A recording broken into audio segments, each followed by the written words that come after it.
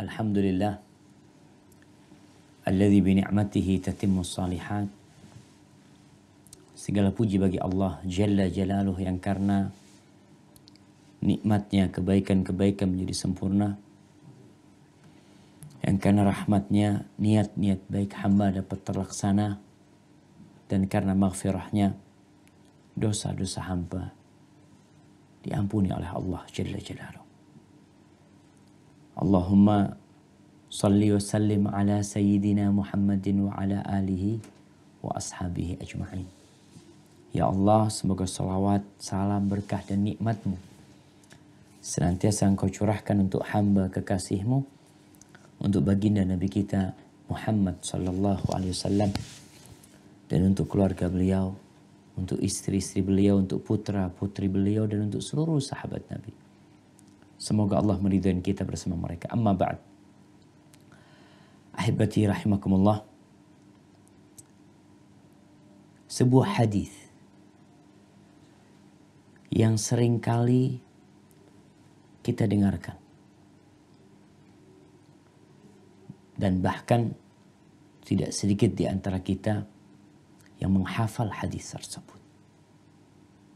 Hadis Abdullah bin Umar radhiyallahu anhuma yang diriwayatkan oleh Imam Bukhari rahimahullahu ta'ala, bahwa Abdullah bin Umar mendengar Rasulullah sallallahu alaihi wasallam bersabda, kullukum ra'in wa kullukum mas'ulun an ra'iyatihi wal rajulu fi ahlihi ra'in wa huwa mas'ulun an ra'iyatihi wal imamu ra'in wa huwa mas'ulun an ra'iyatihi wal mar'atu fi baiti zawjiha ra'iyatun wa hiya mas'ulatun an ra'iyatiha wal khadimu fi mali sayyidihi ra'in wa huwa mas'ulun an ra'iyatihi. Kata Nabi SAW, setiap orang dari kalian adalah pemimpin dan bakal ditanya tentang apa yang dia pimpin. Seorang imam adalah pemimpin dan dia akan ditanya tentang rakyatnya. Seorang pemimpin, seorang penguasa, seorang presiden, raja, gubernur, bupati, camat, lurah, atau apa saja. Mereka adalah pemimpin. Dan mereka akan ditanya tentang rakyat mereka. Dan seorang lelaki, dia adalah pemimpin di keluarganya. Jadi kalau bicara kepala keluarga, adalah seorang ayah. Dia akan ditanya tentang apa yang dia pimpin. Wal mar'ah, seorang wanita, fi baiti zawjiha ra'iyatun. Di rumah suaminya, dia pemimpin. Dia bertanggung jawab. Dan akan ditanya nanti tentang apa yang dia pimpin. Seorang pembantu, seorang khadim, seorang budak adalah pemimpin dalam urusan harta majikannya. Dan dia bakal ditanya apa yang menjadi tanggung jawab dia. Al-Imam Al-Khattabi ketika menjelaskan tentang hadis ini, beliau berbincang tentang kepemimpinan seorang lelaki, seorang ayah. Beliau mengatakan siyasatuhu li amrihim wa isaluhum huquqahu. Tugas seorang pemimpin adalah bagaimana mengatur, mengurusin urusan keluarganya. Dan bagaimana dia memberikan hak-hak mereka. Adapun seorang wanita, maka dia menjadi pemimpin dalam mengurusin urusan rumah, urusan anak dan urusan pembantu. Jadi ada perbedaan kepemimpinan seorang suami di dalam rumah dan kepemimpinan seorang istri di rumah suaminya. Adapun seorang suami, Maka dia mengurusin urusan mereka, urusan keluarganya, memberikan hak-hak mereka. Sedangkan kepemimpinan seorang wanita adalah ngurusin urusan rumah, urusan anak, dan urusan pembantu. Anas ibn Malik radhiyallahu ta'ala anhu, Abdullah bin Umar radhiyallahu anhu, beliau menjelaskan tentang bagaimana seorang harus mempersiapkan diri untuk menjawab pertanyaan Allah nanti. Fa'iddu lil mas'alati jawaban. Persiapkan jawaban untuk pertanyaan yang akan ditanyakan. Mereka bertanya, wa ma jawabuha? Apa jawabannya? Nanti kalau ditanya, qala a'malul bir. Amal-amal kebajikan. Jamaah rahimakumullah. Hari ini kita akan berbincang tentang bagaimana orang tua memimpin di dalam rumah. Apa yang harus dia lakukan? Dan ingat, seorang ayah, seorang ibu akan ditanya terlebih dahulu tentang anaknya sebelum anak ditanya tentang orang tuanya. Sebagian orang tua senantiasa mengatakan kepada anaknya, nak, kamu harus berbakti. Nak, kamu harus berusaha untuk menyenangkan kedua orang tua. Iya. Tapi ingat, sebelum anak itu punya kewajiban berbakti kepada orang tua punya kewajiban kepada anak itu. Maka tentunya yang akan ditanya lebih dahulu adalah orang tuanya. Bagaimana engkau mendidik anak-anakmu? Bagaimana seorang ibu mendidik anaknya? Karena sejatinya seorang anak itu amanah yang Allah berikan kepada kedua orang tuanya. Hati seorang anak itu suci. Bahkan dikatakan seperti sebuah permata, sebuah logam mulia yang tidak ada ukiran di atasnya. Kullu mauludin yuladu alal fitrah. Bayi itu dilahirkan di atas fitrah.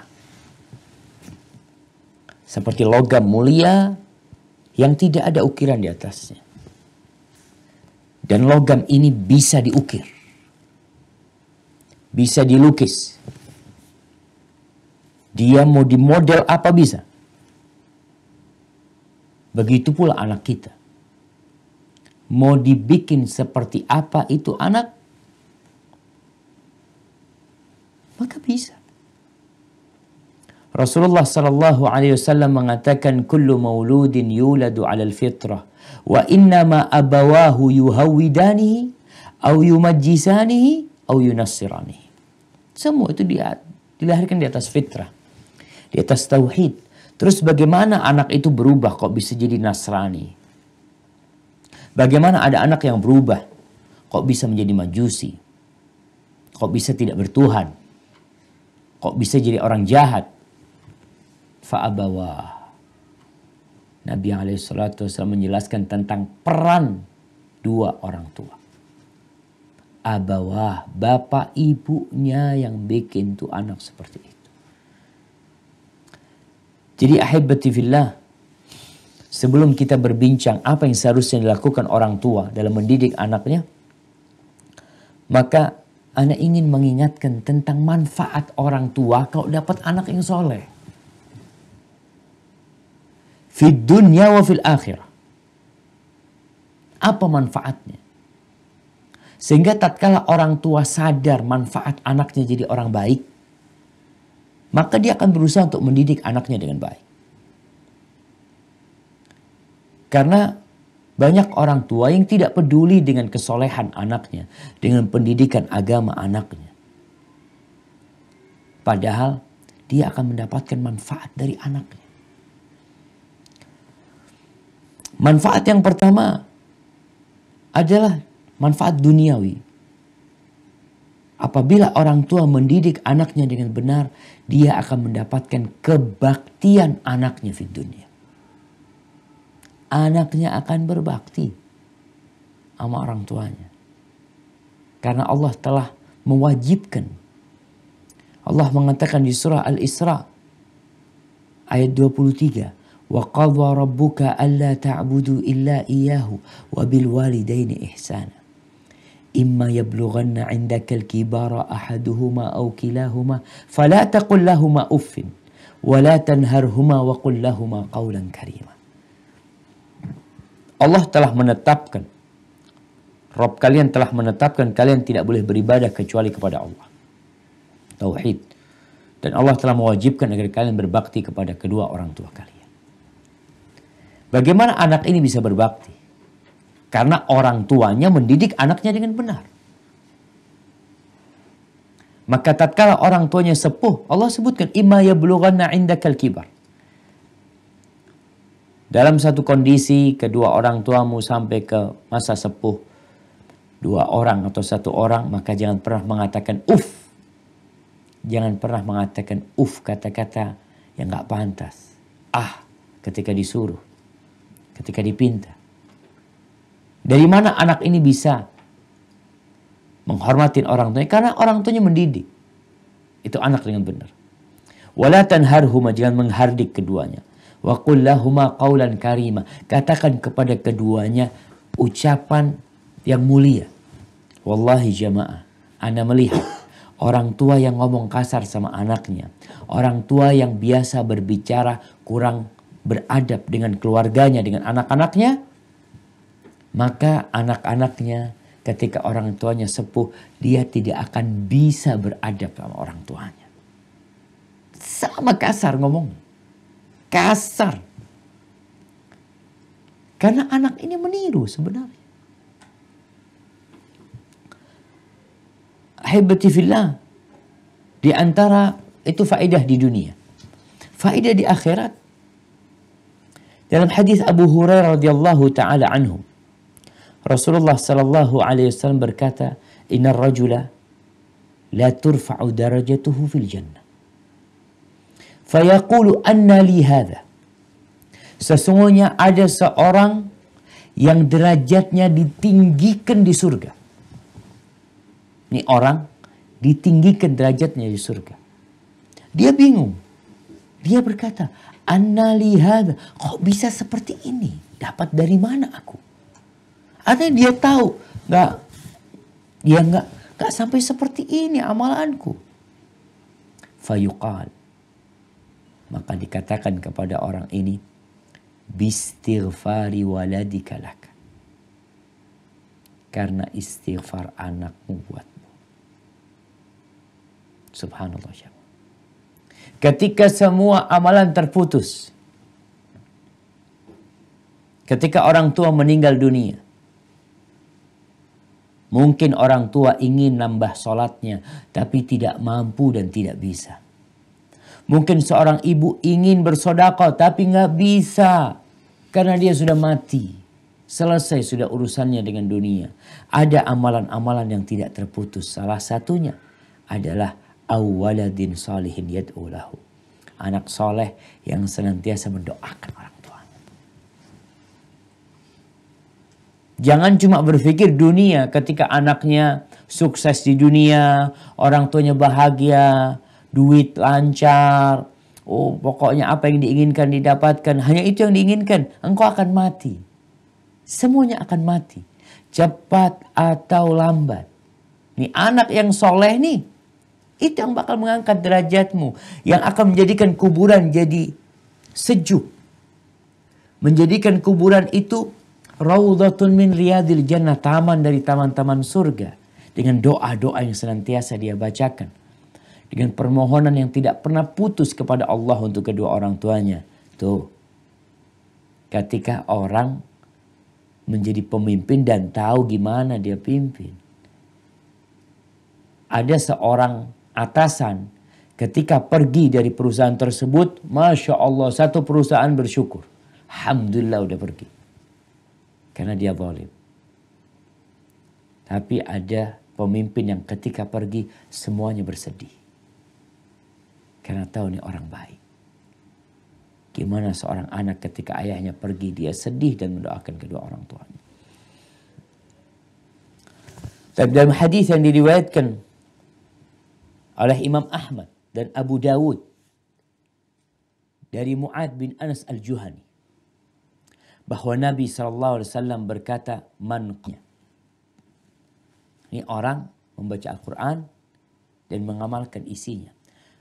Ulbisa walidahu tajan yaumal qiyamah. Orang tuanya, bapak ibunya, itu akan dipakaikan sebuah taj, mahkota. Bapak ibunya akan dikasih mahkota pada hari kiamat. Bau'uhu mithlu bau'is syams fi buyutid dunya. Lau kanat fikum. Cahayanya itu seperti cahaya mentari di dunia. Kalau dipakai di dunia oleh orang tuanya, akan terang seperti cahaya mentari. Fama dhannukum billadhi amila bihadha. Itu pahala diberikan kepada orang tuanya. Kata Nabi SAW, bagaimana menurut kalian pahala yang akan diberikan kepada orang yang mengamalkan kepada anaknya?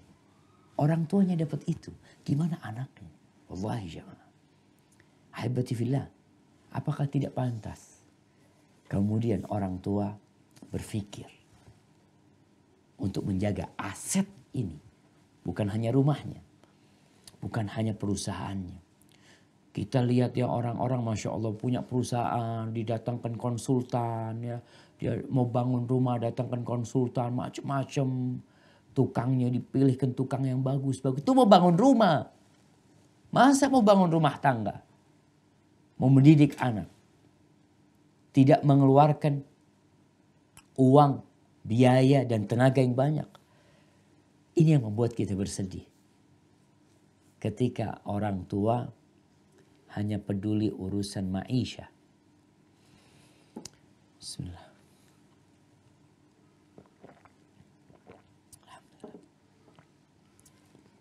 Ketika orang tua hanya berpikir tanggung jawab dia itu menyekolahkan anaknya, mengawinkan anaknya, bahkan mencarikan kerja buat anaknya, selesai. Di surah At-Tahrim ayat 6 Allah mengatakan, Ya ayyuhalladzina amanu qu anfusakum wa ahlikum nara. Wahai orang-orang yang beriman. Ya Allah memanggil yang beriman. Karena orang beriman ini sadar bahwa kehidupan ini akan berakhir. Antum beriman enggak dengan adanya hari kebangkitan? Beriman enggak kalau kedua bola mata ana ini akan dimakan oleh belatung, akan menjadi tengkorak, akan berada di bawah tanah, akan berpisah dengan rumah yang dimiliki, akan berpisah dengan keindahan dunia ini, akan tertutup gelap gulita di dalam kubur. Kalau engkau percaya, engkau yakin dengan hal itu, maka dengarkan panggilan Allah. Ya ayyuhalladzina amanu. Wahai orang-orang yang beriman. Qu anfusakum wa ahlikum nar. Jagalah diri kalian dan keluarga kalian dari api neraka. Waquduhan nas wal hijarah. Dari api neraka. Jaga, selamatkan dirimu, selamatkan keluargamu dari api neraka. Waquduhan nas wal hijarah. Yang bahan bakarnya itu bukan kayu. Bukan kertas. Tapi bahan bakarnya adalah manusia. Dan batu bara. Alaiha malaikatun ghiladun syidad. Kondisinya tidak seperti siksaan di dunia. Seorang ketika dipenjara di dunia, kadangkala dia mendapatkan tetangga yang baik, kadangkala dia mendapatkan sipir yang rahim, sipir yang penyayang, kadangkala mendapatkan sipir yang jahat tapi mau disogok. Mungkin orang masih bisa merasakan kenikmatan. Tapi nanti di neraka 'alaiha malaikatun ghiladun shidadun la ya'suna Allah ma amarahum wa yaf'aluna ma yu'marun. Malaikat-malaikat yang keras, kasar. Mereka tidak pernah bermaksiat kepada Allah. Tidak seperti yang terjadi di negeri kita. Kadangkala sipirnya ketangkap KPK. Kepala penjaranya ditangkap karena tidak taat kepada pimpinan. Adapun malaikat-malaikat Allah tidak pernah durhaka dengan Allah. Mereka kerjakan apa yang diperintahkan. Mereka senantiasa patuh dan taat. Ahibati fillah, siapapun yang mendapatkan jabatan di pemerintah, di dalam rumah, maka apabila engkau menipu orang-orang yang menjadi tanggung jawab dia, apa kata Nabi SAW? Ma min abdin, hadis rahul Bukhari, ma min abdin yastar'ihi Allahu ra'iyatan yamutu yawma yamutu wa huwa ghashun li ra'iyatihi illa harramallahu alaihi al-jannah. Tidak ada pun satu hamba yang Allah jadikan pemimpin. Tadi, jangan berpikir pemimpin itu hanya presiden. Nabi udah sallallahu alaihi wasallam memberikan uraian yang sangat gamblang sekali. Lelaki pemimpin, perempuan pemimpin, pembantu pun pemimpin. Tidak ada satupun orang yang dikasih jabatan, jadi pemimpin dia. Kemudian dia mati dalam kondisi telah melakukan penipuan terhadap rakyatnya, illa harramallahu alaihi jannah. Jangan berharap masuk surga. Allah haramkan surga buat dia. Enggak main-main. Makanya orang tua, bapak, ibu yang hanya peduli dengan makanan anaknya, lalu berkata, aku telah melakukan amanahku dengan benar, menunaikan kewajibanku dengan tepat, padahal anaknya nggak faham sholat, nggak faham ibadah. Maka hendaklah kita sadar. Baik, kapan mulai mendidik anak? Kapan mulai mendidik anak? Sekarang. Kalau itu tugas para orang tua. Mendidik anak itu dimulai sebelum anak itu lahir. Bahkan dimulai sejak memilih pasangan hidup. Amanah. Sekarang orang mau kerja tuh, dia melihat perusahaan mana yang akan dia masukin. Dia, aduh perusahaan ini bobrok, dia nggak mau. Perusahaan ini aduh kacau. Maka mendidik anak pun dimulai sebelum anak-anak itu lahir. Dari sejak pemilihan pasangan hidup. Dalam hadis riwayat Bukhari dari Abu Hurairah radhiyallahu taala anhu, Nabi alaihi salatu wasallam bersabda, "Tunkahul mar'atu li arba'." Perempuan itu dinikahin karena 4 hal. Ini bicara tanggung jawab. Antum bisa nggak kira-kira mendidik anak? Wah, anak kayaknya nggak bisa, Ustaz. Ya, kalau gitu cari ibunya yang bagus. Wanita dinikahin karena 4 hal. Lima liha wali hasabiha wali jamaliha wali diniha. Dinikahin karena hartanya. Perempuan yang kaya banyak yang minat. Perempuan yang berdarah biru, anak bangsawan banyak yang minat. Perempuan yang cantik banyak yang minat. Yang keempat, wali diniha, ada yang dinikahin karena agamanya. Tentunya kalau 4 ini terkumpul dalam seorang hamba, Masya Allah. Bidadari yang ada di dunia. Cantik, kaya, bangsawan, dan agamis. Tapi Nabi SAW menjelaskan, Fadfar bidhatid din taribat yadak. Beruntunglah engkau dengan memilih perempuan yang agamanya baik. Maka tanganmu akan selamat. Selamat dari apa? Dari tanggung jawab nantinya. Selamat dari apa? Dari kesengsaraan di dunia. Wallahi beruntung kali jemaah. Bidzatid din. Nabi nggak berbicara tentang cantik. Fadfar bidzatid din. Kalau orang memiliki kriteria yang macam-macam dalam memilih pasangan hidup, engkau carilah yang agamanya baik. Itu menjadi tolak ukur.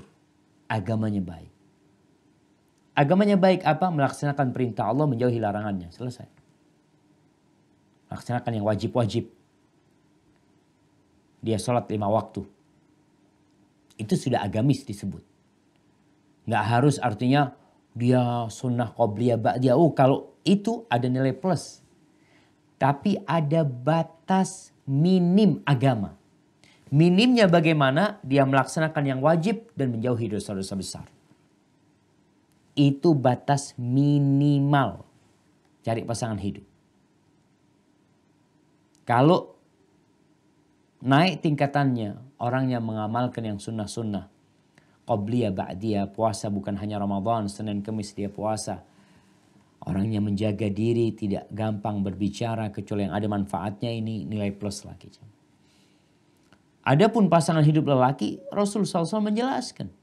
Idza ja'akum man tardawna dinahu wa khuluqahu fa'ankihu. Apabila datang meminang putri kalian seorang lelaki yang secara agama baik dan secara akhlak mulia, kawinkan. Nabi SAW tidak berbincang tentang postur tubuhnya, tentang penampilannya, tentang kekayaannya. Agamanya baik, akhlaknya mulia, nikahkan. Wa illa, kalau tidak, ya sudah. Takun fitnatun fil ardi wa fasadun arid. Yang akan terjadi di muka bumi ini fitnah, kekacauan yang besar dan kerusakan yang merajalela di mana-mana. Dan ini yang bisa kita lihat di banyak tempat, di berbagai negeri. Anak-anak berantakan hidupnya. Orang tua nggak benar. Anak nggak berbakti sama orang tuanya, menjadi sampah masyarakat, memenuhi penjara-penjara. Mana bapak ibunya? Sedih kadang-kala melihat narkoba lagi. Semoga Allah menjaga keluarga kita dari narkoba. Tapi ingat agama dan akhlak. Itu mencari pasangan hidup. Rasulullah SAW mengatakan takhayyaru linutafikum wa ankihul akfa wa ankihu ilaihim. Kata Nabi SAW, pilihlah, kalian harus milih untuk wadah mani kalian, benih kalian. Kalian harus pilih. Nikahilah orang-orang memang setara, yang pantas untuk dinikahkan. Dan nikahkanlah dengan mereka juga. Artinya orang tua ketika memilihkan menantu buat anaknya, itu mikir. Terkadang banyak orang tua membiarkan anak memilih pasangan hidupnya sendiri. Tahu-tahu dia bawa lelaki, tahu-tahu dia bawa cewek, dia mengatakan, ya aku mau sama dia. Lalu ayahnya mengatakan, ya sudah kalau itu pilihanmu. Kita disuruh memilihkan buat mereka. Kalau memang sesuai dengan kriteria, fadhal. Itu yang pertama. Jadi mulai mendidik anak sejak sebelum mereka lahir. Memilih pasangan hidup. Kemudian yang kedua, memperbaiki diri sendiri. Nih, bapak ibu yang ingin punya anak-anak yang soleh, hendaklah dia berusaha untuk memperbaiki dirinya, senantiasa melakukan ketaatan kepada Allah Jalla Jalaluh. Allah mengatakan, وَلْيَخْشَ الَّذِينَ لَوْ تَرَكُوا مِنْ خَلْفِهِمْ ذُرِّيَّةً ضِعَافًا خَافُوا عَلَيْهِمْ فَلْيَتَّقُوا اللَّهَ وَلْيَقُولُوا قَوْلًا سَدِيدًا. Kata Allah, hendaklah orang-orang itu takut, khawatir. Yang mereka mati meninggalkan anak-anak yang lemah. Khafu alaihim. Akhirnya dia takut anak-anak nanti jadi apa? Lemah dari sisi ekonomi, lemah dari sisi agama, akidah. Mati meninggalkan anak-anak. yang dalam kondisi tidak bertakwa kepada Allah. Kata Allah, "Falyattaqullah wal yaqulu qawlan sadida." Hendaklah mereka bertakwa kepada Allah. Artinya orang tua hendaklah memikirkan anak-anaknya sebelum dia mati. Dia bertakwa kepada Allah, mendidik anaknya dengan benar, dengan cara memperbaiki dirinya. Wal yaqulu qawlan sadida. Kisah Ashabul Kahf, kisah suratul Kahf, Nabi Musa dan Khadir. Ketika ada bangunan yang hendak roboh, kemudian diperbaikin oleh Nabi Musa dan Khadir. Kenapa Allah bisa kirim Nabi Musa dan Khadir untuk memperbaiki tembok rumah yang miring, yang hendak roboh? Dikirim nih Nabi, dikirim Khadir. Apa kata Khadir bercerita kepada Nabi Musa? Wa ammal jidaru fakana li ghulamaini yatimaini fil madinah wa kana tahtahu kanzun lahuma.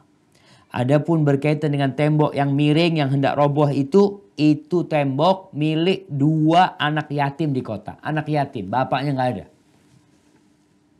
Nih, jadi kalau ada seorang ibu yang merasa berat mengurus anaknya sendirian setelah ditinggal mati oleh suaminya, maka persiapkan diri untuk dijaga oleh Allah Jalla Jalaluhu. Asalkan kita memperbaiki hubungan kita sama Allah. Maka dikatakan wa kana tahtahu kanzun lahum. Di bawah bangunan ini ada harta tersimpan milik mereka. Wa kana abuhuma salihah. Bapaknya 2 orang ini orang yang soleh, orang yang baik. Terus kenapa? Fa arada rabbuka an yablugha ashuddahuma. Ini kalau bicara asuransi jamaah, bagaimana orang tua yang takut dengan masa depan anaknya, simak ayat ini. Bapaknya tuh orang soleh. Maka Rabbmu menginginkan 2 anak ini tumbuh besar, dewasa. Wa yastakhrija kanzahuma. Lalu kedua anak ini bisa mengambil manfaat dari harta tersimpan milik mereka berdua. Rahmatan min Rabbi. Itu rahmat dari Rabb. Rahmat dari Allah. Untuk anak-anak yang yatim tinggal mati oleh kedua orang tuanya. Kata Khadir, wa ma fa'altuhu an amri. Aku mengerjakan itu bukan karena keinginanku sendiri. Enggak. Itu Allah yang nyuruh. Maka ingat, tanggung jawab yang ada di bawah kita, bagaimana cara kita mendidik anak-anak kita, menyelamatkan mereka, maka kita yang harus memperbaiki diri kita. Ibadah kita ditambah. Allah SWT menjaga anak keturunan karena kesolehan kedua orang tua. Jadi kalau bicara manfaat, anak memberikan manfaat kepada orang tua memberikan manfaat kepada anak. Jadi saling memberikan manfaat. Jadi orang tua yang soleh, insya Allah dapat anak-anak yang soleh. Orang tua yang soleh, insya Allah anak-anaknya akan dijaga sama Allah setelah kematian mereka. Anak yang soleh akan bisa memberikan mahkota kepada kedua orang tuanya. Akan bisa mengangkat derajat orang tuanya. Jadi seorang anak jangan merasa berat ketika dia berbakti sama orang tuanya. Dan orang tua pun jangan malas ketika mendidik anak-anaknya. Jangan hanya sibuk cari duit. Umar bin Abdul Aziz radhiyallahu ta'ala anhu mengatakan, "Ma min mu'min yamutu illa hafizahullahu fi aqibihi wa aqibi aqibihi." Tidak ada seorang yang beriman melainkan Allah akan menjaga anak keturunannya dan anak-anak keturunan. Bukan cuma anaknya, cucunya dijaga sama Allah. Sa'id ibn Musayyab pernah berkata kepada putranya, nih orang tua mau didik anaknya bukan hanya dengan cara panggil guru, tapi dengan cara dia menghadap kepada Allah, menambah ibadahnya. Sa'id ibn Musayyib pernah mengatakan kepada putranya, la azidanna fi salati min ajlik. Wahai putraku, aku akan menambah solatku untukmu. Jadi ayah menambah volume ibadahnya untuk anaknya. Raja'an uhfada fika. Dengan harapan Allah menjagamu untukku. Artinya sang ayah mau jadi orang soleh dengan harapan Allah menjaga anaknya untuk ayahnya.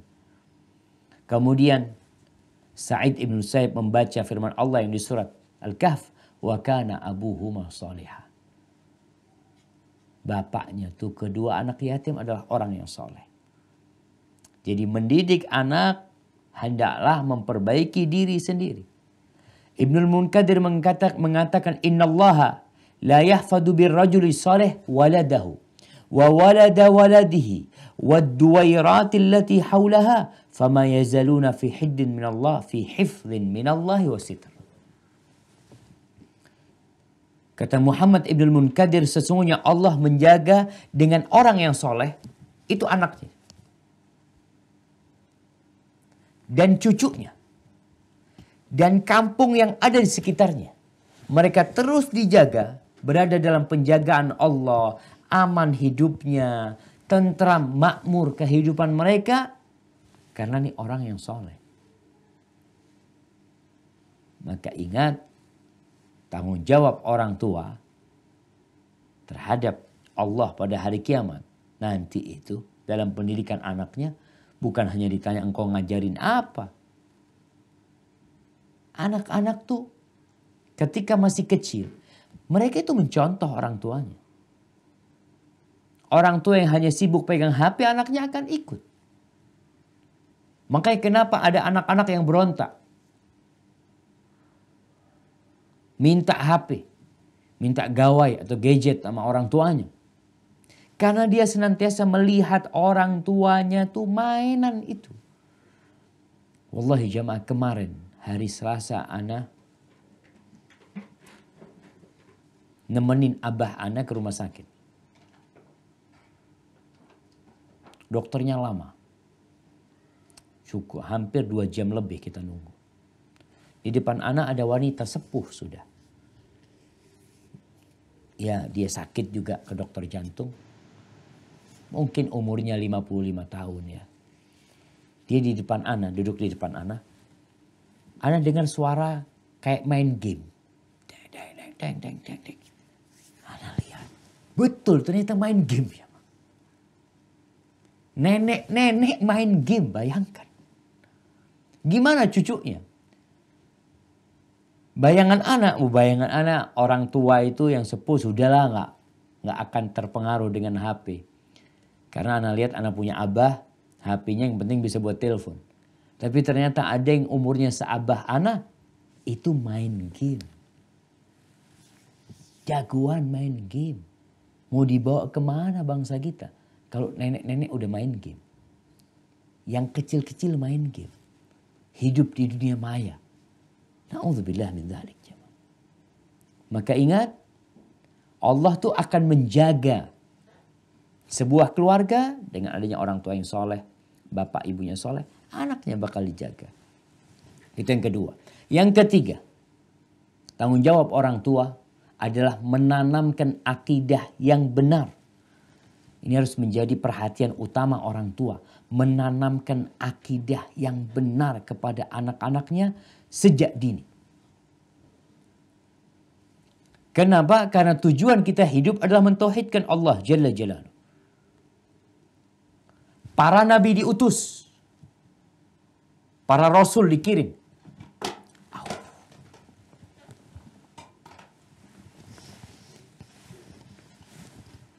Mereka diutus untuk apa?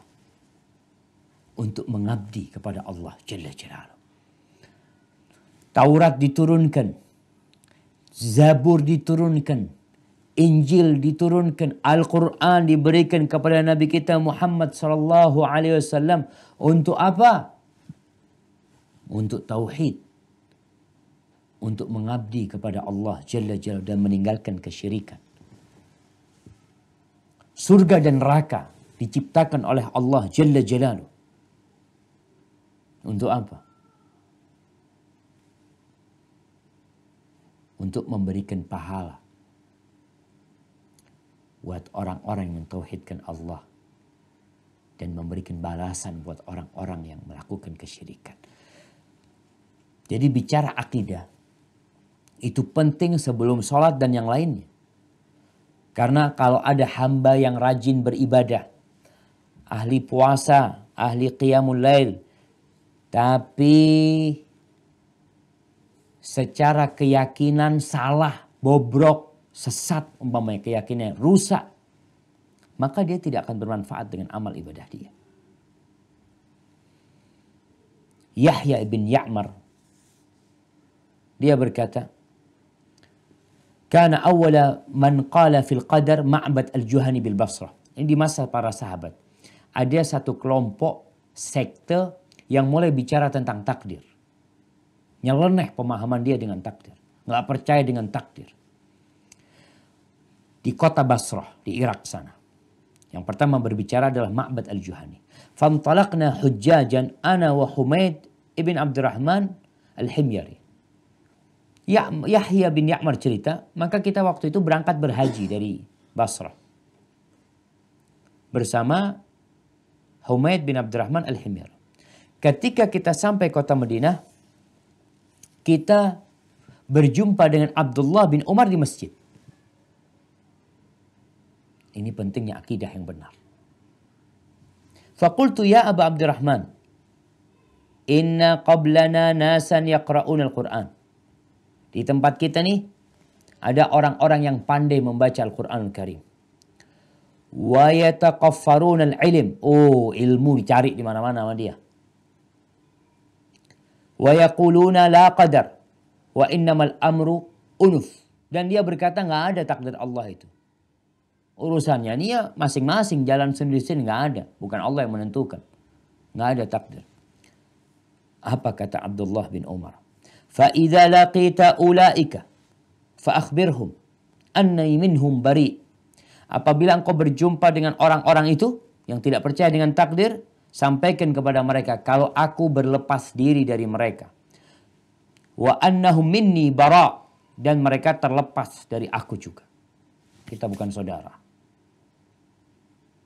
Walladhi yahlifu bihi Abdullah bin Umar. Lau kana li ahadihim mithlu Uhudin dhahaban fa'anfaqahu ma qabilallah minhu hatta yu'mina bil qadari kullihi khairihi wa syarrihi. Sampaikan kepada mereka.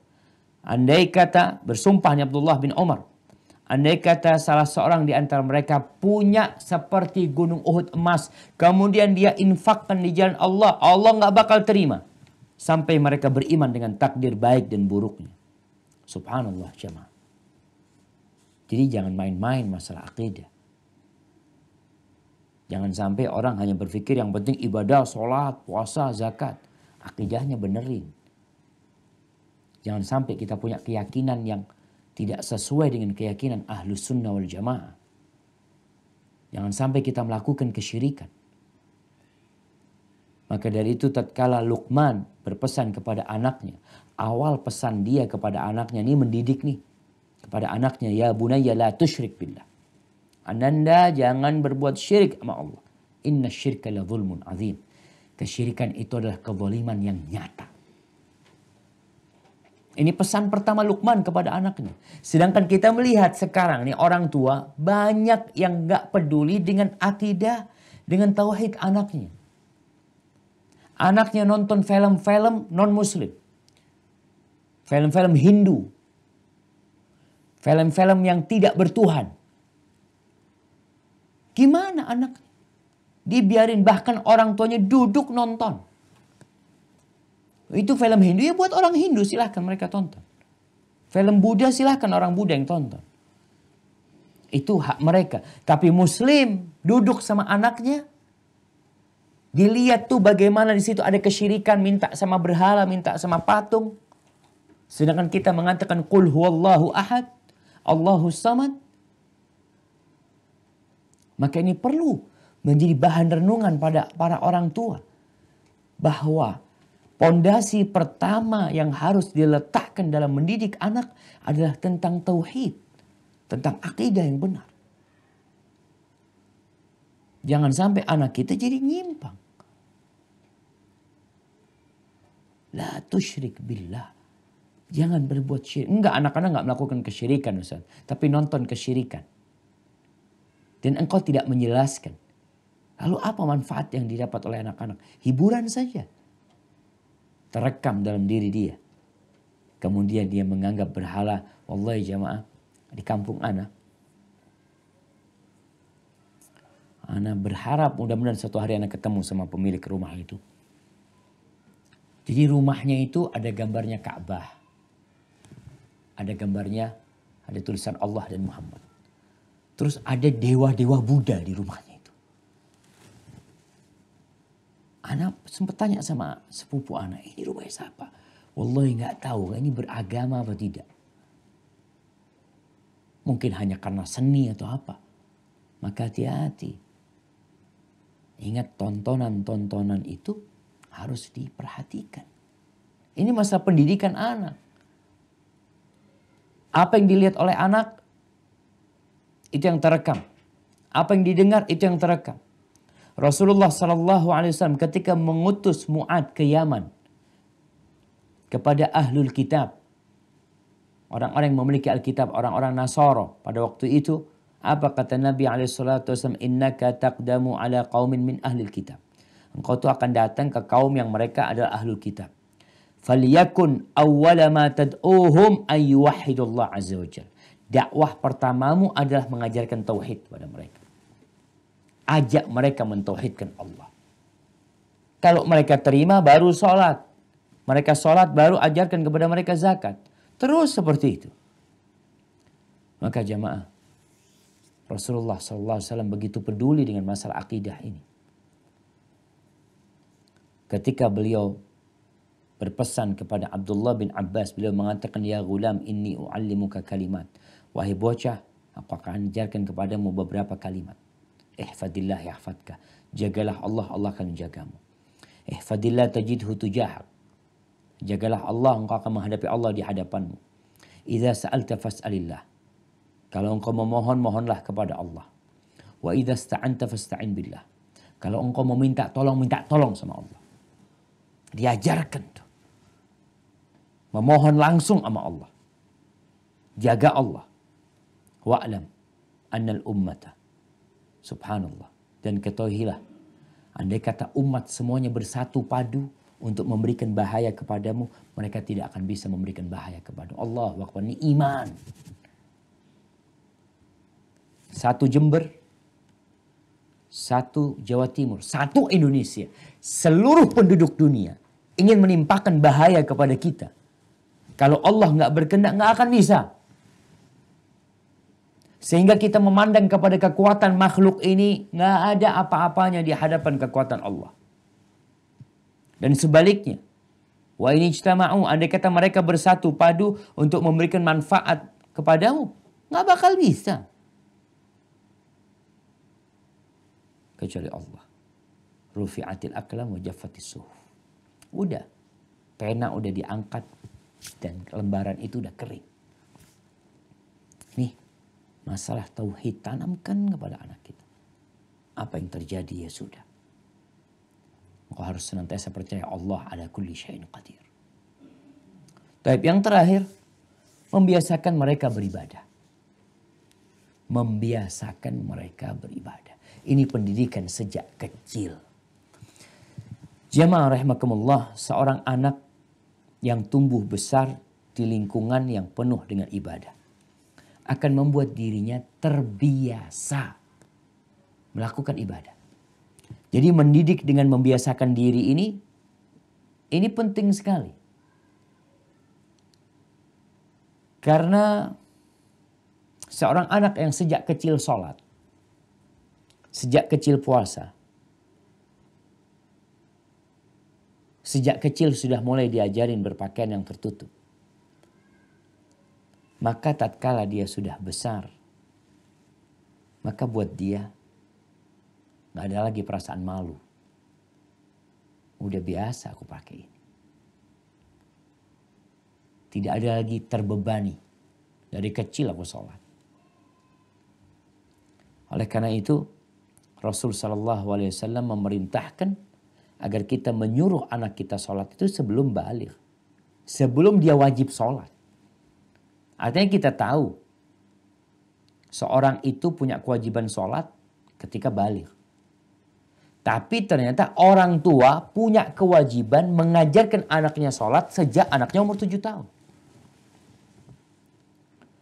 Rasul SAW mengatakan, Muru awladakum bis salah wa hum abna'u sab'i sinin.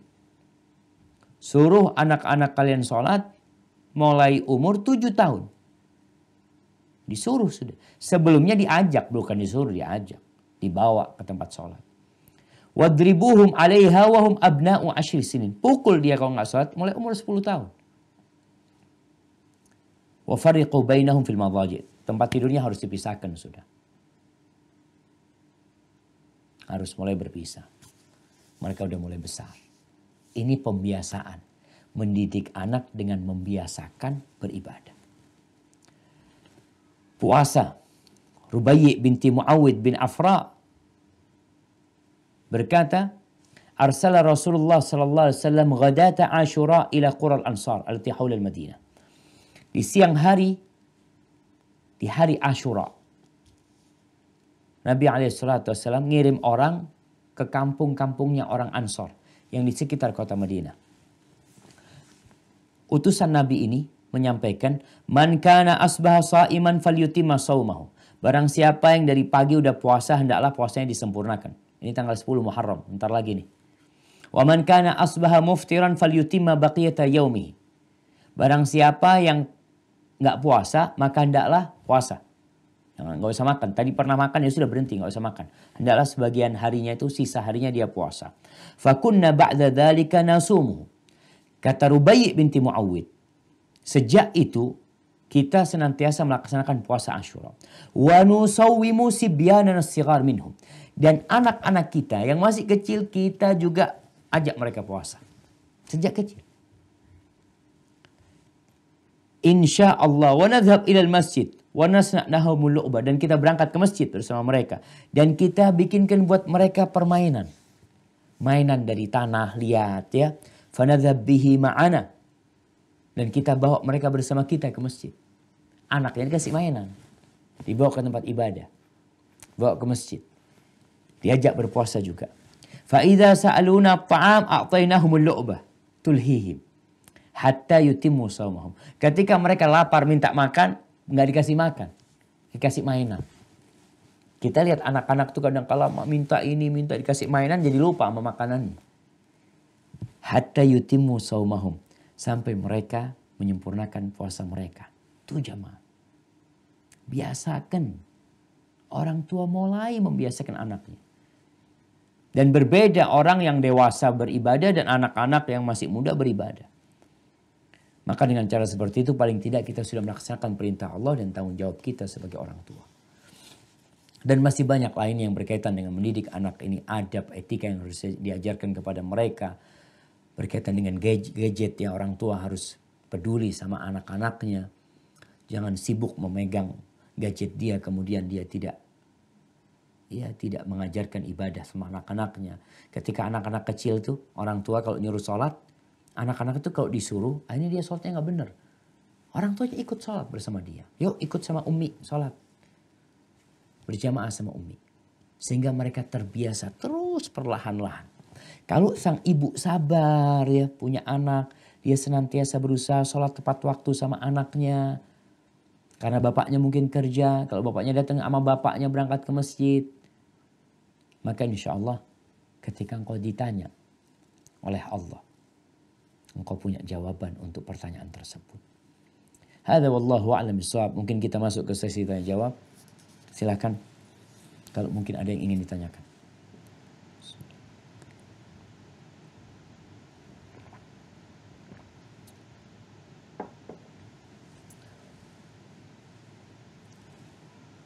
Assalamualaikum Ustaz. Ada pertanyaan dari Sydney ya. Siap. Ya, cobalah. Assalamualaikum Ustaz. Waalaikumsalam warahmatullah. Dengar kan? Dengar nak. Ya Ustaz mau nanya, ada seorang ayah, yaitu kebetulan rumahnya dekat dengan ibunya. Nah dia terlalu take care sama ibunya sampai dia bukan melupakan ya, jadi kayak nggak kurang peduli sama anaknya. Jadi dia cuma memelihara ibunya aja, apapun yang ibunya kepengen dia gituin. Sampai ini anak kurang perhatian abahnya, jadi ini anak nakalnya top 10 gitu Ustaz. Masya Allah, Masya Allah. Nah itu gimana itu seharusnya seorang istri bilang ke si ayah tadi Ustaz? Iya. Anak kan bukan cuma tanggung jawab ibu aja, harus sama ayah dan ibunya juga. Nah, sekiranya gitu aja Ustaz. Siap. Jazakallah khair. barakallahu fiik. Wallahi jamaah, subhanallah ya. Jadi, kalau tadi disebutkan ada ayah yang kurang peduli sama anaknya. Padahal itu jadi tanggung jawab ayahnya juga itu anak. Tadi disampaikan kalau ayahnya ini peduli sama ibunya. Mungkin disebabkan ibunya hidup sendiri, ibunya sudah sepuh, apa yang diinginkan ibunya dia senantiasa memenuhi, dan itu kewajiban seorang ayah. Tapi kewajiban dia sebagai anak telah dia laksanakan. Tapi dia juga sebagai bapak. Sehingga seorang yang menjadi bapak di satu posisi dan menjadi anak di satu posisi, dia harus secara profesional memberikan haknya masing-masing. Jangan sampai dia berbakti sama orang tuanya, tapi akhirnya mendolimi anaknya. Tapi di satu sisi, terkadang kondisinya peran ibu juga kurang. Ini tidak bisa dipungkiri. Ana seringkali ngomong sama istri Ana, jangan pernah mengancam anak dengan bapaknya. Jangan pernah. Nanti Ana sampaikan kepada baba, jangan. Ketika itu dilakukan, kalau bapaknya peduli, alhamdulillah. Bapaknya nggak peduli, jadi nakal anaknya. Karena nggak ada yang dia segani. Ibunya senantiasa, nanti Ana sampaikan kepada bapakmu seperti itu. Jangan.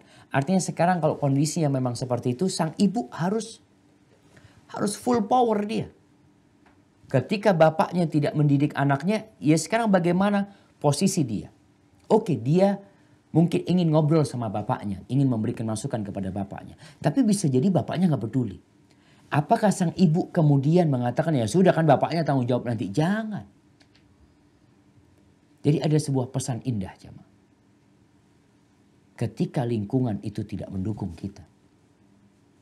Ketika seorang istri mendapati suami yang tidak peduli sama anaknya, kan gak mendukung lingkungannya. Maka sang istri harus menciptakan lingkungan yang mendukung buat anaknya. Anggap bapaknya gak ada. Dalam satu posisi. Aku harus jadikan anakku anak yang soleh.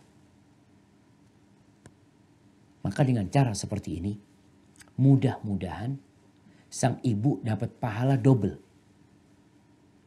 Karena dia mengambil peran bapaknya. Ketika bapaknya tidak peduli. Dan usahakan seorang ibu ini menerima. Ridho, udah kondisinya ini ujian anak kayak gini nih. Soalnya kalau dia tidak menerima apa yang terjadi, maka dia akan sering mengeluh. Anaknya akhirnya gak berbakti sama ibu, gak berbakti sama bapaknya. Tadi disebutkan anaknya nakal sekali. Karena sang ibu selalu kadang-kadang ini gara-gara bapaknya, ini gara-gara, udah gak ada kalimat gara-gara bapaknya. Sudah bapaknya kayak gitu, ini anakku juga, aku akan jadikan anak ini yang berbakti sama orang tuanya. Dan subhanallah, peran seorang wanita ini jamaah, Allahu Akbar. Ana bertemu dengan seorang ibu yang dia mengatakan bapaknya Ustaz gak peduli sama anaknya Ustaz. Sama sekali, ya kurang peduli lah. sibuk dengan kerjaannya, sama sohib-sohibnya, main. Ana berusaha untuk mendidik anak ana dengan baik. Dan ana tanamkan kepada diri anak ana agar mereka menghormati bapaknya. Jadi terus, bapakmu ini seperti ini, bapakmu ini seperti ini. Artinya seorang wanita ketika mendapatkan suami kayak gitu, senantiasa dia puji suaminya di depan anaknya. Sehingga anaknya jadi segan sama bapaknya. Yang dilakukan bapakmu ini nak adalah berbakti sama ibunya. Sampaikan seperti itu. Karena sekarang kondisinya seperti itu. Mudah-mudahan sang bapak bisa berubah. Menjadi peduli sama anak-anaknya. Dan sang anak menjadi anak yang baik. Dengan cara sang ibu menerima kondisi yang ada. Mendekatkan diri kepada Allah. Dan berusaha untuk untuk menghadap Allah dengan amalan itu. Itu jadi ujian buat dia. Sambil mungkin sharing sama bapaknya. Kalau ada sesuatu yang perlu dibicarakan, ngobrol sama bapaknya dengan cara yang baik. Mudah-mudahan terbuka ayahnya. Barakallahu fikum. Ya, Brisbane Ustaz. Assalamualaikum warahmatullahi wabarakatuh. Waalaikumsalam warahmatullahi wabarakatuh. Pertanyaan saya, ada seorang ibu yang sangat menyesali dirinya, yang memang kebetulan menikah dengan orang putih. Ibu ini mempunyai 2 orang anak, yang Masya Allah karirnya bagus. Tapi ibu ini menyesal karena waktu dulu dia tidak mengajarkan anaknya ke agama. Nah, bentuk penyesalan ini sedikit menyiksa dirinya. Jadi bagaimana menanggulanginya untuk karena anaknya sudah dewasa, Ustaz. Dan anaknya Muslim. Anaknya Muslim tidak cuma tidak praktis karena ya seperti kata ibu tadi, dia menyesali karena tidak mengajarkan agama sejak kecil. Siap. Udah itu. Subhanallah jamaah ya. Iya. Alhamdulillah. Penyesalan itu datang sebelum ajal tiba. Artinya masih ada kesempatan untuk memperbaiki. Apa yang harus dilakukan oleh orang yang melakukan dosa? Di awal kajian tadi sudah disampaikan hadis Nabi SAW. Wal mar'atu ra'iyatun fi baiti zawjiha. Wanita tuh pemimpin di rumah suaminya. Dia bakal ditanya. Ternyata nih perempuan tidak melaksanakan amanah tersebut. Dia berkhianat. Anak-anak tidak dididik dengan benar. Dan dia bakal ditanya sama Allah Jalla Jalla. Tapi alhamdulillah dia sekarang tahu apa yang dia lakukan salah. Yang perlu dia lakukan yang pertama adalah bertobat kembali kepada Allah. Dengan cara menyesali, meninggalkan perbuatan itu, atau tidak dia ulangi, dan berazam untuk tidak mengulanginya. Tapi bagaimana dengan anak-anaknya yang udah jauh dari jalur agama? Mungkin dari sisi dunia, karirnya Masya Allah. Tapi agama, mungkin sholat enggak. Mungkin maksiat terus jalan. Karena memang ibunya nggak pernah ngajarkan dulu. Kita tadi bicara tentang mengajarkan akidah yang benar. Tidak juga menanamkan akidah yang benar. Tidak juga membiasakan ibadah buat anak-anaknya. Tidak juga memilih pasangan hidup yang benar, yang baik secara agama dan secara akhlak. Ada beberapa kesalahan yang dia lakukan. Dia perlu bertobat. Dia sampaikan kepada Allah. Kemudian dia perbaikin. Perbaikin dengan cara sekarang perlu ngobrol sama anaknya. Tapi tentunya tidak seperti dulu. Ketika kecil dia bisa memukul anaknya. Dia bisa memaksa anaknya. Tapi sekarang sudah tidak bisa lagi. Maka dia perlu terus dekat sama anaknya. Doa jangan pernah putus. Istighfar jangan pernah putus. Ketemu sama anaknya. Sering telepon anaknya tentang sholatnya, tentang ibadahnya. Sampaikan kepada anak-anak, ibu minta maaf nak. Maaf dia sama anak-anak. Karena sang anak nih bakal ditanya pada hari kiamat. Dan tadi udah disampaikan bahwasanya para ulama menjelaskan orang tua tuh akan ditanya tentang anaknya sebelum anak ditanya tentang orang tuanya. Orang tua dulu ditanya, benar nggak antum didik anaknya dengan benar? Maka ketika dikatakan penyesalan itu sampai menyiksa dirinya, nggak ada masalah. Yang penting jangan putus asa. Jadi ketika seorang merasa berdosa, hendaklah dia kembali kepada Allah dan berharap diampuni. Tapi dia juga takut nggak diampuni sama Allah. Perlu khawatir dia. Anak-anaknya udah besar kayak gitu. Nggak sholat. Mungkinkah anaknya mendoakan ibunya kalau mati? Atau malah yang ada ibunya disiksa gara-gara anaknya. Yang tidak dididik dengan benar. Maka dia terus berusaha memohon ampun sama Allah dengan terus mendidik anaknya dengan segala cara.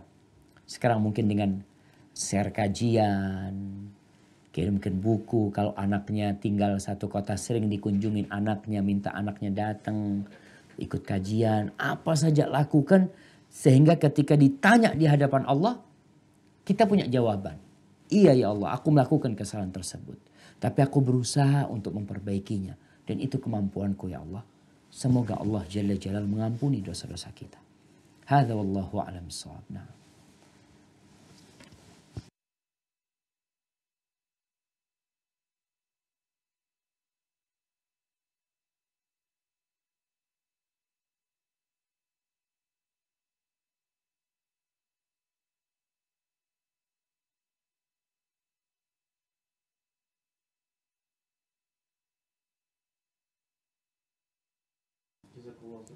Barakallahu fiik. Subhanallah. Iya, ini pertanyaan berkaitan dengan seorang istri.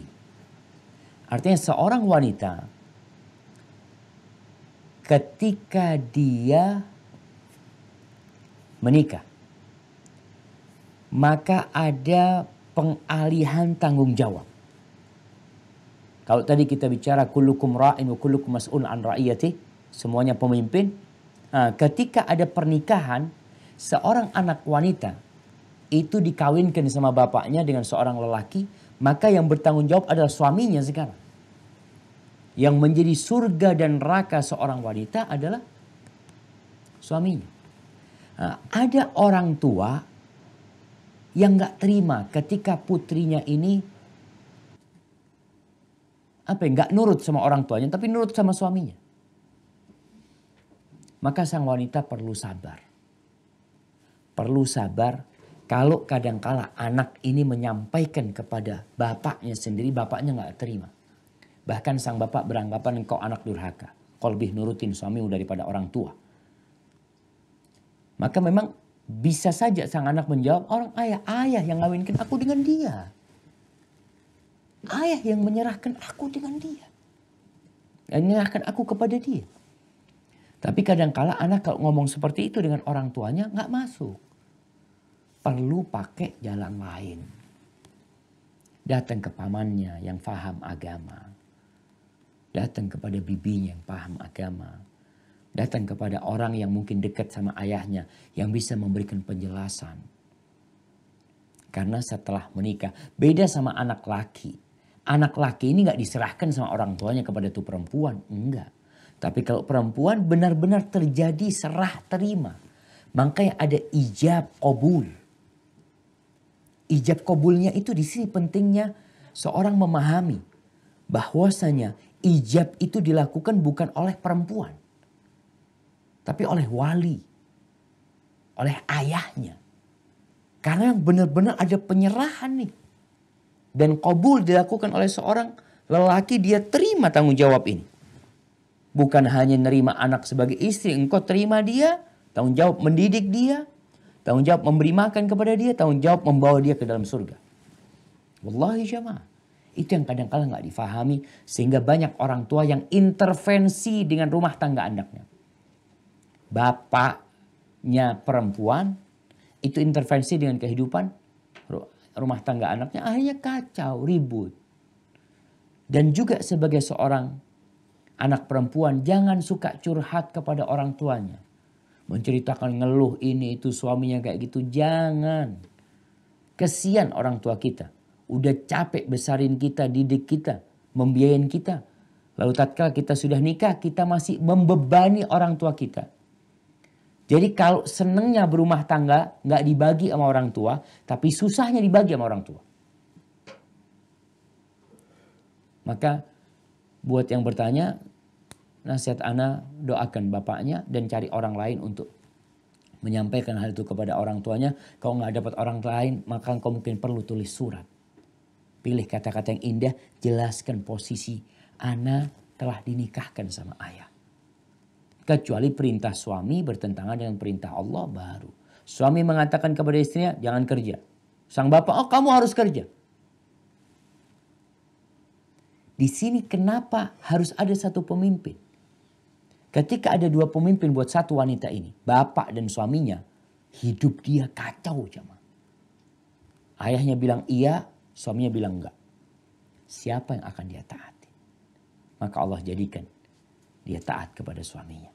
Yang menjadi surga dan neraka buat dia. Sambil terus berbakti sama orang tuanya. Tetap berbakti sama orang tuanya. Tapi kebaktian yang terbatas karena dia sudah menjadi milik orang. Hadza wallahu a'lam bissawab. Nah.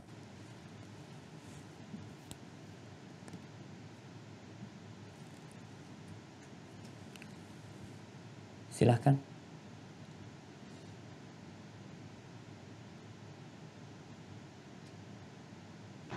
Mungkin kalau belum cepat ya. Ya ini silakan. Assalamualaikum Ustaz. Waalaikumsalam warahmatullah. Mau tanya, ini ada seorang anak ingin menikahi seorang lelaki yang baru masuk Islam, belum 10 tahun masuk Islam, tapi ibu bapaknya tidak mengakui anaknya dan tidak hadir di akad nikahnya dan dari aku anak sama sekali. Itu gimana ya? Tunggu Afan. Jadi calon suaminya ini Muslim. Kan suaminya Muslim. Muslim udah 10 tahun. Masuk Islam. Iya. Masuk Islam 10 tahun. Udah masuk Islam. Cuma orang tuanya yang tidak mengakui dia karena dia masuk Islam gitu. Yang kedua, orang tuanya tidak mengakui. Dan dia pun juga nggak tahu sekarang orang tuanya di mana. Subhanallah. Baik, barakallahu fik ya. Berkaitan dengan pertanyaan, ada muslimah yang menikah dengan seorang lelaki, yang lelaki ini tidak diakui oleh kedua orang tuanya gara-gara dia masuk Islam. Bagaimana? Ya kriteria memilih pasangan hidup tadi udah kita bahas. Yang pertama secara agama dan akhlak dia mumpuni. Terus gimana dengan keluarganya? Iya, kita juga perlu peduli dengan garis keturunan. Karena tadi kita sampaikan bisa jadi cucunya ini dijaga karena kakeknya yang baik. Kakeknya yang soleh. Bisa jadi. Sebagaimana kisah Khadir dengan Nabi Musa alaihissalam. Ucapan Muhammad ibnul Munkadir. Ucapan Omar bin Abdul Aziz rahimahullahu ta'ala. Yang mengatakan orang itu bisa dijaga karena dia soleh. Anaknya dan anak-anaknya dijaga sama Allah Jalla Jalaluhu. Maka sekarang dilihat. Kalau ternyata lelaki ini garis keturunannya tadi. Dia mungkin orang tuanya tidak mengakui dia. Tapi lelaki ini orang yang soleh. Bismillah. Nggak ada masalah. Tapi kalau dia masuk Islam hanya sekedar untuk menikah, kemudian dia nggak paham tentang agama Allah, tidak mengamalkan ajaran Islam, maka ana rasa berbahaya untuk anak-anaknya dan keluarganya nantinya ke depan. Namun secara hukum, kalau dia bisa mencari kedua orang tuanya, nggak harus orang tuanya hadir ya. Jadi kalau lelaki ini kan tidak pakai wali, yang harus pakai wali adalah perempuan. Kalau ada perempuan yang masuk Islam, kemudian keluarganya tidak mengakui, maka yang akan jadi wali adalah hakim pada waktu itu. Kiranya seperti itu. Dan perlu istikharah juga ketika hendak menentukan pilihan. Hadza wallahu a'lam bissawab. Ya, sebentar. Waalaikumsalam warahmatullahi wabarakatuh. Assalamualaikum warahmatullahi wabarakatuh. Waalaikumsalam. Saya ingin bertanya, dalam Al-Quran disebutkan bahwa seorang muslim boleh menikahi ahli kitab. Apakah definisi ahli kitab yang ada dalam Al-Quran itu masih ada sekarang? Nah, barakallahu fiik. Subhanallah jamaah. Iya. Allah Jalla Jalaluhu berfirman di surat Al-Maidah ayat 5. Ya. Allah mengatakan al-yawma uhilla lakumut thayyibat. Pada hari ini dihalalkan bagi kalian yang baik-baik. Wa ta'amul ladzina utul kitab hillul lakum wa ta'amukum hillul lahum. Makanan ahlul kitab itu halal buat kalian dan makanan kalian halal buat mereka. Wal muhsanatu minal mu'minat wal muhsanatu minal ladzina utul kitaba min qablikum. Dan wanita-wanita yang mukminat yang menjaga dirinya itu halal buat kalian. Dan wanita-wanita yang menjaga dirinya dari ahlul kitab itu halal buat kalian. Ini Allah Jalla menyebutkannya. Pertanyaannya, apakah ahlul kitab yang disebutkan dalam Al-Quran, dalam Al-Ma'idah ini masih ada sampai hari ini? Sejatinya ahlul kitab yang turun kepada mereka ayat ini yang di masa Nabi SAW adalah ahlul kitab yang mentuhankan Isa AS. Allah sebutkan. Mulai di surat Al-Bayyinah. Allah mengatakan, Innal ladzina kafaru min ahlil kitab wal musyrikina fi nari jahannam. Tuh. Sesungguhnya orang-orang kafir dari ahlul kitab dan dari orang-orang musyrik. Artinya ahlul kitab di masa Nabi SAW mereka sudah menyimpang. Oleh karena itu didakwain oleh Nabi SAW untuk masuk Islam. Yahudi yang ada di kota Madinah itu ahlul kitab. Mereka mengatakan Uzair ibn Allah. Nasara yang ada di Najran. Nasara yang ada di Palestina pada masa itu. Mereka adalah orang-orang yang mengatakan innallaha thalithu thalatha. Di Quran disebutkan. Mereka mengatakan sesungguhnya Allah itu tiga dari yang ketiga. Trinitas. Itu adalah ahlul kitab yang ada di masa Nabi SAW yang ayat ini turun kepada mereka.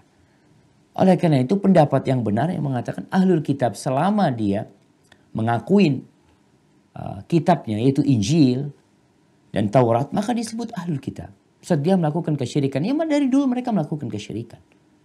Di masa Nabi SAW mereka sudah mengatakan Tuhan itu tiga. Memang ada pendapat para ulama, Ibnu Abbas atau Ibnu Umar, antara keduanya, yang berpendapat nggak boleh menikah dengan ahlul kitab. Karena dia menganggap fa'ayu syirkin asyrak min syirki ahli kitab. Adakah kesyirikan yang lebih menakutkan dari kepada syiriknya ahli kitab? Yang mengatakan Tuhan itu tiga. Tapi memang kondisinya hukum mereka beda. Allah menyebutkan musyrikin, Allah menyebutkan ahli kitab. Maka hukum terhadap ahli kitab ini yang ada pada masa sekarang ini, mereka Nasara, mereka orang-orang Yahudi, maka mereka disebut ahli kitab, sesembelihan mereka halal, kemudian wanita-wanita mereka tetap halal. Namun, tadi kita bicara agama. Termasuk yang menjadi faktor penting memilih wanita, memilih istri adalah agama. Kira-kira kalau engkau memilih wanita ahlul kitab, gimana anak-anakmu? Apakah engkau punya waktu di rumah untuk mendidik anak-anakmu? Atau engkau orang yang sering keluar kota? Sehingga anak-anakmu dididik oleh ibunya dengan agama ibunya. Maka bapak akan tanggung jawab karena salah memilihkan ibu. Atau kalau dia kan halal, oke halal. Tapi engkau tidak mendidik anak-anakmu dengan benar. Tidak pula mendidik istrimu dengan benar. Semua akan ditanya dengan apa yang dia lakukan. Jadi memilih menikah dengan ahlul kitab ini resiko besar. Apabila bapaknya tidak memiliki waktu dan keimanan yang cukup menikah dengan ahlul kitab. Hadza wallahu a'lam.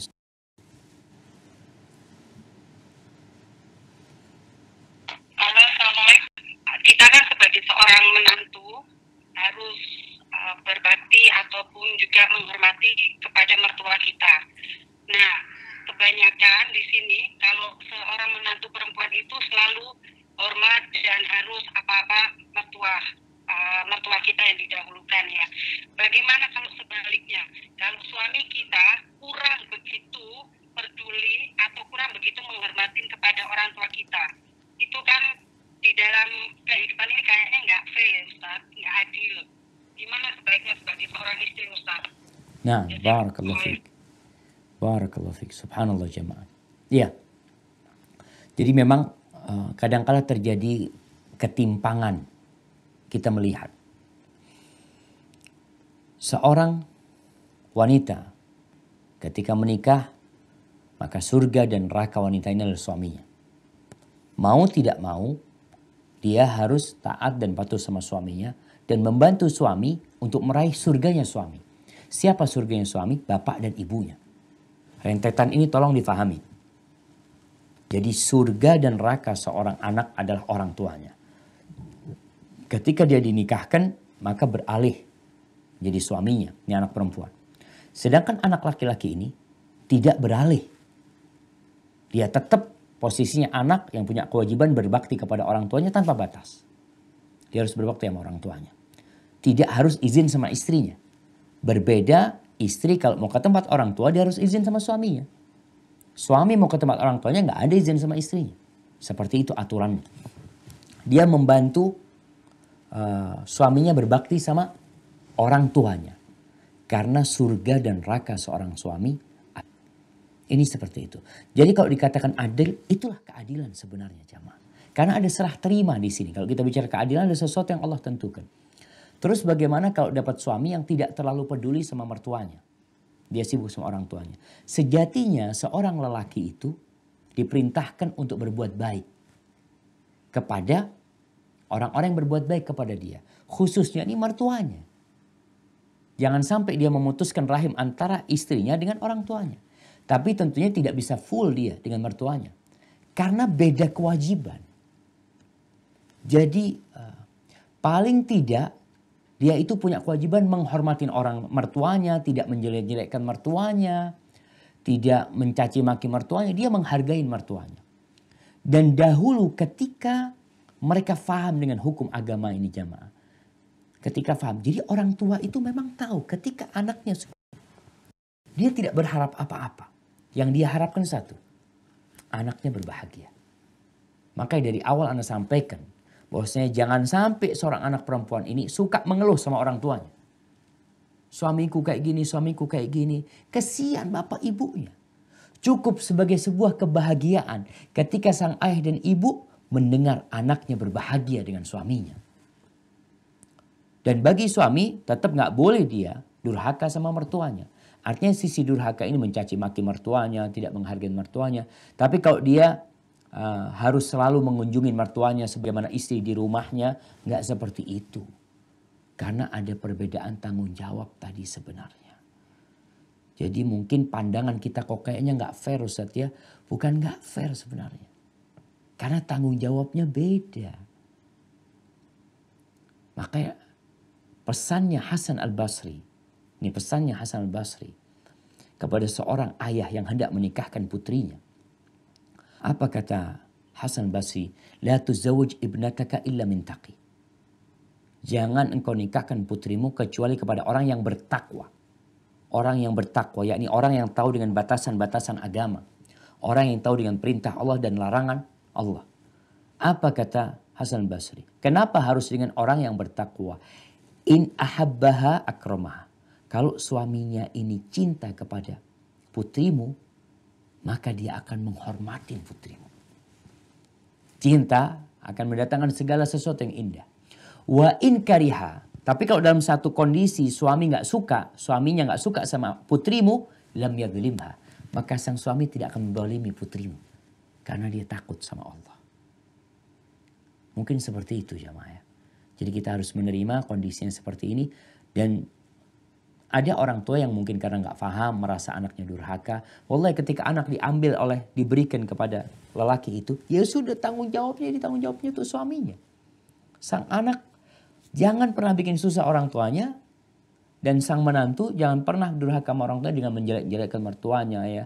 Jangan. Kenapa? Karena mertuanya tuh yang kasih anak sama dia. Paling tidak dia mengingat kebaikan orang tuanya. Walaupun tidak sama dengan bapak ibunya sendiri. Barakallahu fiik. Wallahu a'lam bishawab. Assalamualaikum warahmatullahi wabarakatuh, Ustaz. Waalaikumsalam warahmatullahi wabarakatuh. Pertanyaannya ialah, si laki-laki seorang mu'alaf, lelaki mu'alaf yang telah kawin hampir 46 tahun dengan wanita Indonesia yang Islam.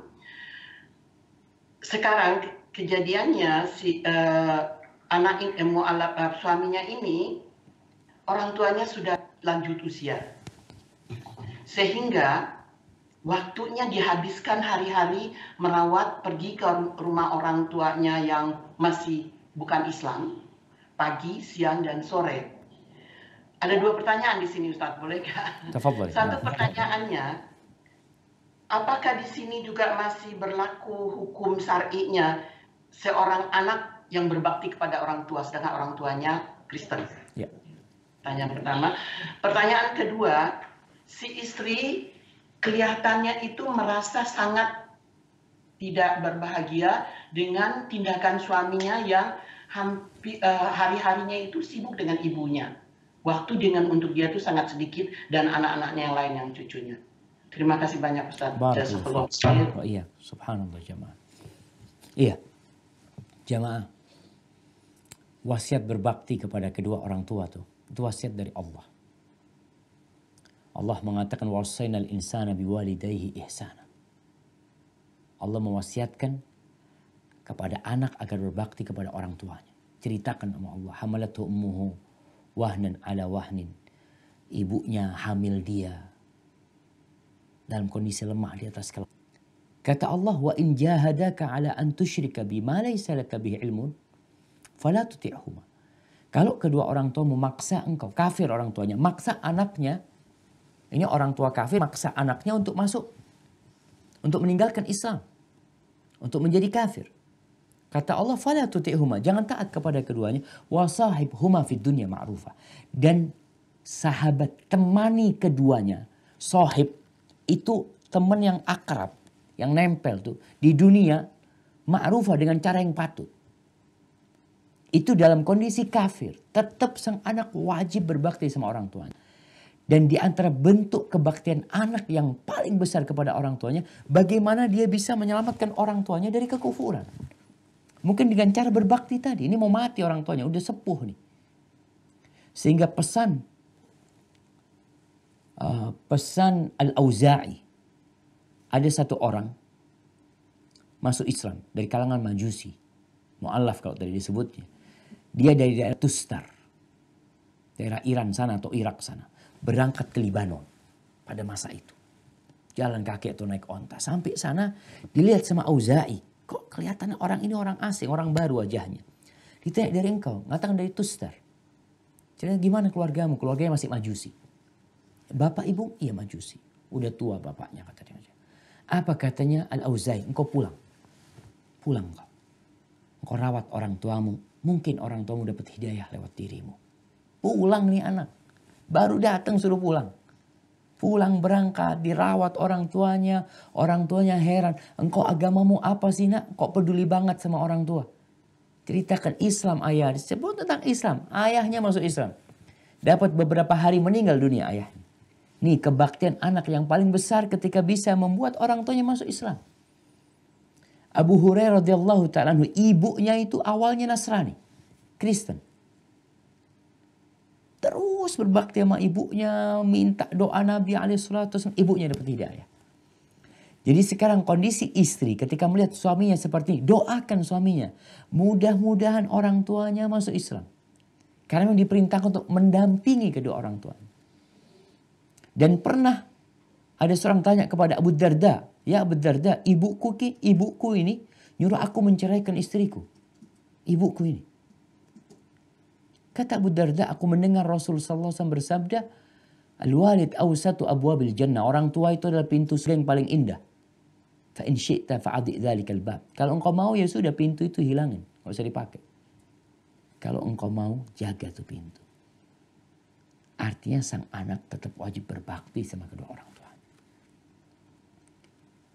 Kalau kondisinya kadangkala sang suami, alhamdulillah suaminya tidak membawa orang tuanya. Mungkin dia takut kalau bawa orang tuanya ke rumah istrinya akan tersiksa mungkin. Maka lihatlah kepada sisi positifnya. Hidup ini jamaah setengah isi setengah kosong. Seorang istri kalau melihat merasa nggak nyaman dengan suaminya dalam kondisi, lihat sisi positifnya. Mudah-mudahan dengan aku mendorong suamiku berbakti sama orang tuanya, anak-anakku berbakti sama aku. Seperti itu. Kalau kita senantiasa berpandangan negatif, sengsara kita dan melarat jemaah. Hadza wallahu a'lam bishawab. Jadi sang istri hendaklah bersabar.